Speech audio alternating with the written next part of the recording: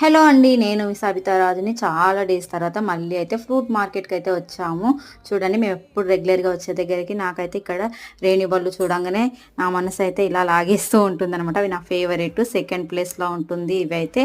నేను ప్రతి సీజన్ అప్పుడైతే ఫుల్‌గా దగ్గు తలగని, ఏం తలగని ఫుల్‌గా కొంటాను. ఎంత రేట్ అయినా పర్వాలేదు. వాడైతే పావు కిలో 60 రూపీస్‌కి తగ్గించలేడు. తర్వాత అంజూర పండు కూడా చూసాము. ఇది కూడా పావు కిలో 150 అలా చెప్తున్నారు. సరే తీసుకుందామా వద్దా అని ఆలోచిస్తూ ఉన్నాను.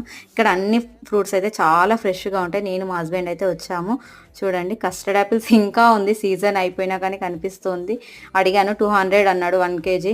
ఇంకా వద్దని అనుకున్నాను. వదిలేసేసాము.